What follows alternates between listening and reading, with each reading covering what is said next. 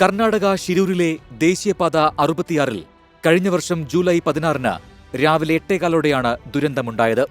മണ്ണും പാറയും ചെളിയും ദേശീയപാതയിലേക്ക് ഇരച്ചെത്തി. ഒരു ചായക്കടയും സമീപത്തെ വീടുകളും തകർന്നു. മലയാളി ഡ്രൈവറായ അർജുൻ ഉൾപ്പെടെ നിരവധി പേരെ കാണാതായതായി വിവരം. തുടർന്ന് രക്ഷാപ്രവർത്തനം ആരംഭിച്ചെങ്കിലും മഴ തടസ്സമായി. 3 ഘട്ടങ്ങളായിട്ടായിരുന്നു തിരച്ചിൽ. കാർവാർ MLA സതീഷ് കൃഷ്ണസെയിൽ സജീവമായി രംഗത്ത്. തിരച്ചിൽ പേരിനു മാത്രമേയുള്ളൂവെന്ന് അർജുന്റെ ബന്ധുക്കളുടെ ആരോപണം. കർണാടക മുഖ്യമന്ത്രി സിദ്ധരാമയ്യ ദുരന്തസ്ഥലം സന്ദർശിക്കുകയും രക്ഷാപ്രവർത്തനങ്ങൾ വിലയിരുത്തുകയും ചെയ്തു.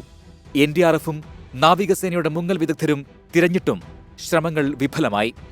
ജൂലൈ 20-ന് പുഴയിൽ സോണാർ, റഡാർ പരിശോധനകൾ നടത്തി. ജൂലൈ 25-ന് തിരച്ചിലിന് മലയാളി മേജർ ജനറൽ M. ഇന്ദ്രബാലനും സംഘവും എത്തുന്നു. ജൂലൈ 26-ന് പൊതുമരാമത്ത് വകുപ്പ് മന്ത്രി PA മുഹമ്മദ് റിയാസ് ദുരന്തസ്ഥലം സന്ദർശിക്കുന്നു.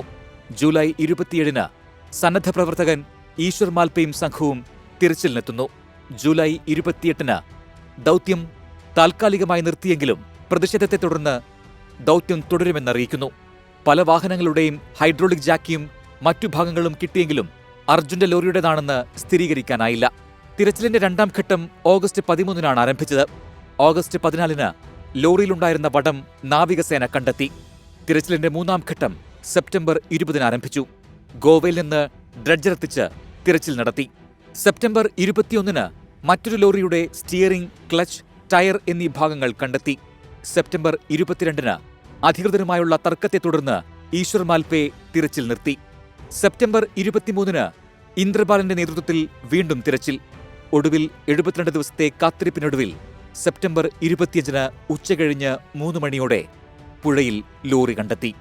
ലോറിയുടെ ക്യാബിനിൽ അർജുന്റെ മൃതദേഹ ഭാഗങ്ങളും.